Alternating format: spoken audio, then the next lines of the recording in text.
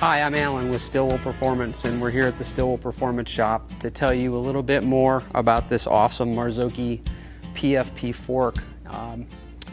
You'll find that your customers will be asking questions should they spend the extra money to upgrade to the RR Race Editions, and the main reason they're asking is because of this fork. It's a great upgrade from the standard Sachs fork, and we're going to tell you a little bit about the fork, how it works, how you can adjust it, and also we'll break this fork down today and show you how to change seals, change springs, and talk a little bit about the inner workings of this thing. Probably the biggest advantage to this fork over the standard Sachs fork is going to be the PFP system, and that's progressive floating piston. What this allows the fork to do is adjust itself with some help from you and a wrench and get either a plusher ride in the rocks or a stiffer ride in the bigger bumps. We'll talk a little bit more later about how to actually tune on this, but for right now what I'm describing is this triangular shaped inner mechanism here, and you can get a wrench from Beta that fits that perfectly. There's also, I believe, sockets that'll just pop right on that. So there's 10 turns of adjustment on this PFP system, and you'll notice as you crank it down that the fork will become significantly stiffer. As you back it off, it'll become softer. This is used in conjunction with the compression adjuster, which is right here. We'll talk a little bit more about when to use one over the other as we go into the next phase of the video. The first step in taking the fork apart is get a 49mm wrench, bust this loose,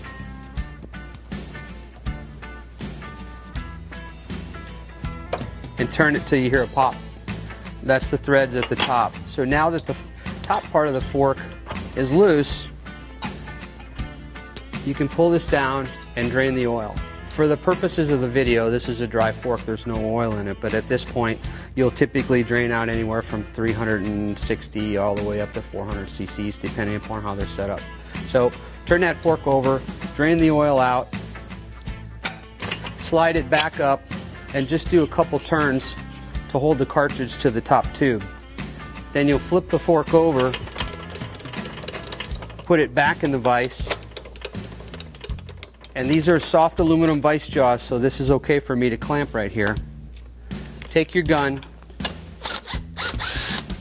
break the nut loose on the bottom of the fork. And again, guys, this is for demonstration, so that nut wasn't actually tight on there. Take that nut off, and now you'll be able to separate the cartridge from the outer tubes. There's two oil systems, the one we drained previously, and then the actual cartridge itself. Give it a little tug, and the cartridge will come out first. Sometimes it gets stuck on the spring in this case. This is your cartridge, and in the next step we'll take this baby down and show you the inner workings of that. So underneath the cartridge at the bottom of the fork are your springs. The Marzoccchis don't use any type of preload spacers or anything like that. It's just the spring dropped into the tube. So if you're changing a spring for a customer, then you'll just have to take it down to this spot. You can pull the spring out, drop a new one in, put the cartridge back in, and adjust your outer oil height. And again, if it is just a spring change, you don't need to mess with the cartridge where the other oil system is. So now we've got our cartridge apart. It's been separated from the outer tubes. This is what it looks like before it's taken down, and these are the components once you have it apart. This again is the PFP system, which sits in the cartridge just like this. As you adjust this tighter, for example, you put more preload on this small spring. That allows the cartridge to stay pressurized longer. It doesn't allow oil to move quite as quickly, and that's why you get a stiffer ride out of it. And the same thing when you soften it, it takes preload off of this spring. Then when you hit a bump, the whole thing will start to collapse and move, and the floating piston can flow more fluid more quickly. That's where you get a softer ride. So keep that in mind when you're tuning for your customers or just giving them advice that there's just not the compression adjustment up here. The PFP system is something that you find on just about every factory bike out there. You'll see some of the other manufacturers have it available at quite a premium, you know, sometimes $2,000, $3,000, $4,000 for a set of forks, and you know, your customers can get this on the upgrade, so this is a big deal. So then this is the bottom of the cartridge. You'll see that the cartridge rod sits within this cartridge right here, starting from the bottom. This is your base bolt assembly, and then you have a DLC coated cartridge rod. At the top of that, the cartridge rod actually screws into this tube right here. So if you have to take this all the way down, sometimes the cartridge seal will go out in the fork. This is how you would have to disassemble it to this point. So this piece is threaded. You can see there's a lot of Loctite on it, so typically you'll have to heat this outer tube before you use the wrench flats to unscrew it, and we would highly recommend that because it is in there pretty tight. So then up from that is your top out spring. When the fork returns all the way, it'll impact this spring so there's not just a dead thud. And then this is the mid valve right here. This is a secondary compression circuit. Helps with everything that you saw up here in controlling the action. And then this is your rebound assembly. So this is the cartridge as it's disassembled. Really the only time you would want to go to this level is to either do a cartridge seal or adjust some valving in here. So now we've got the fork apart. This is the outer tubes, and our tech Kevin is going to show you how to remove the dust wiper first, and then after that dust wiper comes off, we'll take you through actually pulling out the snap ring and separating the fork. So now we've got the wiper off. You'll see that as Kevin will pull this out, there's a snap ring that keeps the lower fork attached to the upper fork. There's also on the existing SKF seal a tiny little spring, and because this snap ring we're going to remove is so tight in there, you'll see that most of the time you're going to pull that little spring loose. That's okay because obviously we're changing a seal to begin with.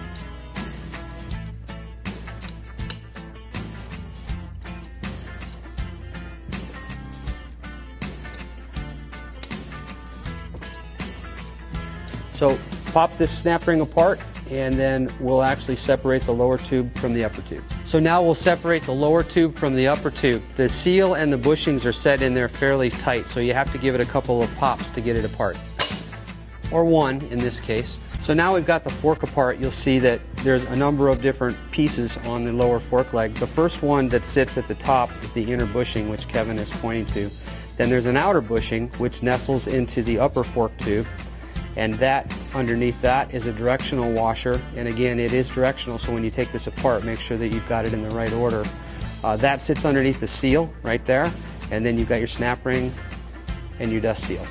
So now we're going to show you guys how to change the seal. The fork's apart, all the pieces are laid out. Kevin has new seal and wiper, and he's ready to go. So first thing that you want to do is cover the real sharp edges right at these recesses of your upper bushings and such. It's exactly square edged and super sharp. So Kevin's putting a couple super thin plastic bags over that, and that'll allow the parts to slide on. He's greased them, and then he'll put them on in order. So it's the opposite of how you take it apart. If you lay everything out here, then you can't make a mistake, and it's fairly simple and straightforward. So the wiper goes on first, followed by the snap ring, and then your seal. Now watch how he puts the seal on. He doesn't put it straight on, he angles it. And that's so the seal doesn't tear or doesn't flip under on the leading edge. Use some grease on it, use your plastic bag, it goes on real nice. After that, the directional washer, you want to make sure that that goes on in the right direction. And then the bag comes off, and the two bushings go on. That's the outer bushing that sits in the upper tube, and then this is the lower bushing, which will snap in place. Once he has all those done, then it's time to put the lower tube into the upper tube and pound the seal in place. So now we're going to put the lower tube back into the upper tube with the new seal in place. Everything will slide together very easily until you get to the seal. And at that point, it's going to be a snug fit. Now, you need to use the right tool to put these back together. This is a 48mm seal driver, and it'll sit right on the shoulder of the seal and drive it into place. Now, if you heard the difference between the first crack and the last crack sounded just like a gunshot. That's the sound that you want, and that's going to tell you that the seal's completely embedded and seated into the upper fork tube. From there, it's pretty easy. Kevin's going to put the snap ring on. You want to snap that in place with the open end of it first so you don't catch your seal. And you're listening for that snap right there to make sure that the seal is set. He inspects it, pushes the wiper back in place, and presto, you just changed the seal. Okay, so now we've got our new seal in our nice red fork. We have put the cartridge back in. It's as simple as dropping the cartridge in after you put your spring in the bottom and making sure your nut on the bottom of the fork is tight. So now Kevin's going to fill the thing up. It's pretty straightforward procedure. You know, middle of the road setting on these forks, the outer chamber is about 360 cc's of oil. There's no bleeding involved. Unlike the open chamber, you do not have to bleed a closed chamber cartridge unless, of course, you've taken the closed cartridge apart for servicing, then you would have to bleed it out. But in this case, we didn't touch the cartridge, so we put our oil height in, close the fork up,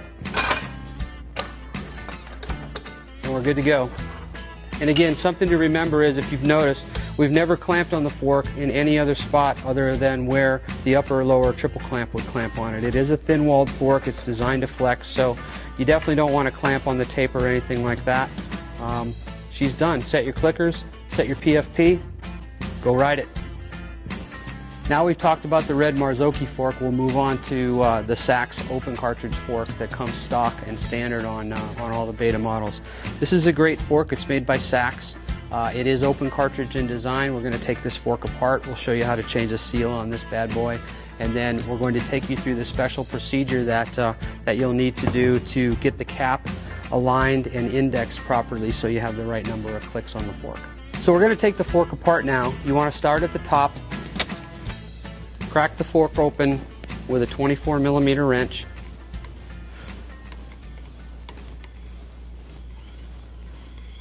Until you hear it pop. That means that the threads are completely disengaged.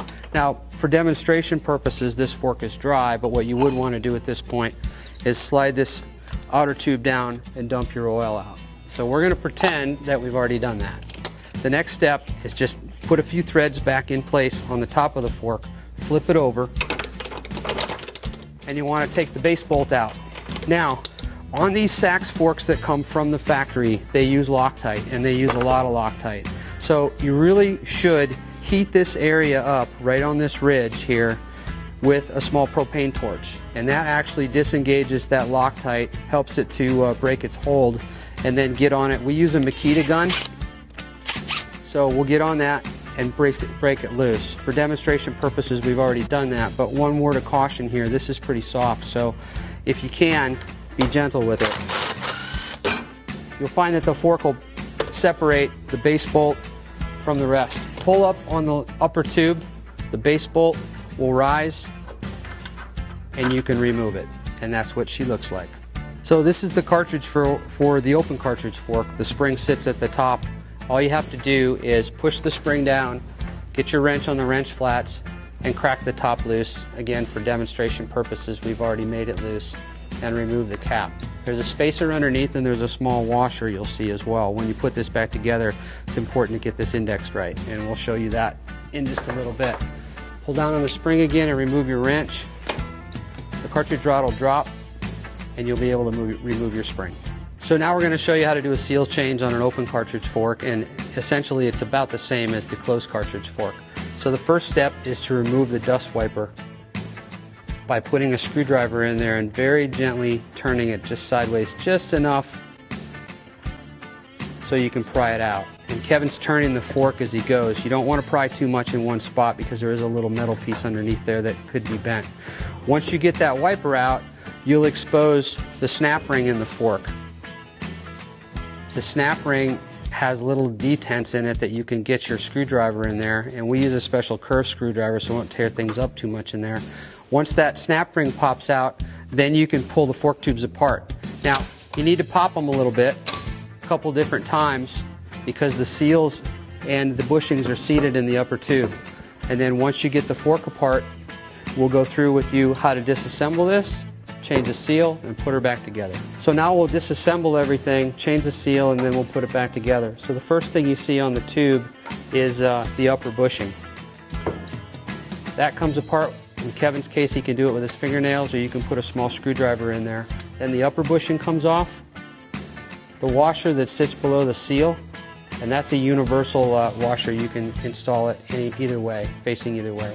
Then the seal itself comes off. The snap ring, and the dust wiper. So now we're going to install the new seal and put the fork back together. There's an order in which you want to install everything, and it's just exactly opposite of how you took it apart.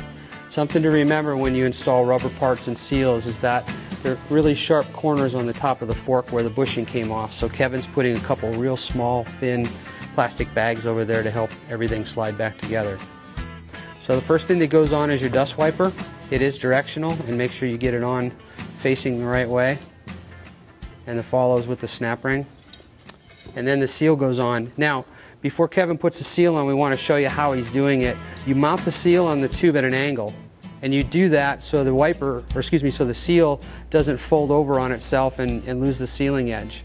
And don't try and push it on straight on, or you'll damage it. After you get the seal on, you can remove your plastic bags, install your washer, your upper outer bushing, and snap your bushing back in place on the tube itself. Okay, now we've got our new seal in place. We're going to mount the tubes together. It's a pretty straightforward process. You take the upper tube, hold it straight up, put the lower tube down into it, and everything will fall down in there until you get to the seal. And as you can see, there's a little resistance there. So Kevin's going to take our seal driver, and it's important to use the right tool here, so make sure you have the right size seal driver because it sits on the shoulder of the seal and doesn't damage the lip. Now, he's going to slam that thing in place. And if you can hear the difference between the first crack and the last one sounded just like a gunshot. That's the sound that you want to have. That tells you that the seal is fully embedded and seated in the upper fork tube. After that, it's a pretty simple matter of putting your snap ring back in place. You want to mount the snap ring with the open end in first so it doesn't have a chance to cut the seal at all, and then snap it in place.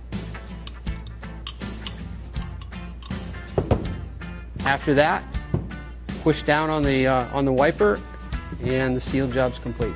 So now our new seal's in place and we've got the cartridge installed. Now Kevin's going to show you how to go through the bleeding procedure, which is really important when you put these back together.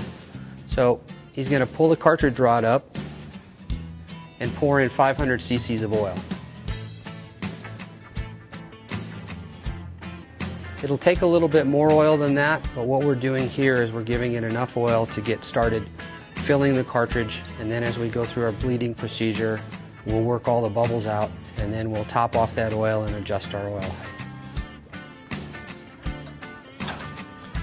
So the trick we use is to put our hand over the top of the fork tube, creating vacuum while we're pushing down on the bottom of the leg. Don't push down too far because there are bleed holes in this tube and you don't want those to come in contact with the seal. So as you can see, we're down about 10, 11 inches. That's about as far as you go. Release your hand, pull it back up, and that starts to bleed out the cartridge. Let's do that again. Put your hand over there, pull the bottom tube down. You hear how Kevin created suction, then pulled his hand off, and then raised the lower tube. What you're doing is you're evacuating the air out of the cartridge and you're forcing the oil into the cartridge. This is important because when you set the oil height on the fork, you don't want any air in the cartridge, as that will alter your oil height drastically in some cases. So we'll top off the fork with another about 150 cc's of oil. We're actually going to overfill this fork a little bit, and then we're going to draw the draw the level down to whatever your customer will require. Now that we've added 150 cc's, we'll do one more bleed cycle just to make sure we've got all the air bubbles out of the cartridge. And you'll feel a nice firm feel in the fork, real smooth. When you pull the damper rod up, you should be able to pull it all the way up with no sound. That means that you've got all the air out of the cartridge. Now the next procedure is Kevin will set his fancy turkey baster tool to pull oil out of the fork at the right amount for whatever the customer desires. So now the oil level's been set and we're ready to put our spring back in the fork. We've put our new seal in, we've dropped our cartridge back in the tube, and we're ready to install the fork cap. There is a specific procedure that you want to use on the Sachs fork, and we're going to take you through that right now. Okay, so now we're going to put our fork cap on, and as we mentioned earlier, there is a specific procedure we need to follow for this. So Kevin has a cartridge back in the fork, he has a spring in the fork. and he has preloaded the spring a bit to get his wrench in there. So now what we're going to do is take the cap and put it on, but before we do that, we want to mention that you need to make sure that you run the nut where he's pointing all the way down on the threads completely. Don't leave any play in it. It needs to nest lightly against the sleeve there and bottom out. So cap goes on first. Make sure you get your spacer indexed correctly, and you want to screw that cap down until it becomes hard to turn. So if you notice, it got hard to turn right there, and then holding the cap, you want to screw in just the adjusting knob 2 turns. And we're not talking clicks here, we're actually talking complete turns. So Kevin's got it in 2 turns, and then you move on from there to screw in the fork cap until it reaches the nut. What we're doing is we're indexing that adjuster so you get the right amount of clicks when the fork's back together. So now that you've done that, the next step is to turn the adjuster knob clockwise to close it completely. So he's going to run that all the way down until it bottoms out. And then he's going to open it until it stops at the number of total clicks. And what you're looking for here is a number between 18 and 20. And that'll give us the right amount of play and adjustment. So after you've confirmed you have between 18 and 20 clicks of adjustment, the only thing left to do is to tighten the top cap against your lock nut there, pull your wrench out, let the fork spring seat, and then bring it down and tighten your fork cap. Now, one last thing as Kevin's tightening this I'll mention is that if you notice, we've only clamped on this fork in our vise where your triple clamps would clamp. It is an aluminum fork, so you need to be careful as you're tightening things that you don't mar anything or get your tolerances out of adjustment. So that's it. We've changed seals and taught you how to take the forks apart and put them back together. You can get all the tools you need from Beta USA there in Paso Robles, and we sure appreciate you tuning in. So get out there and ride and keep it pinned.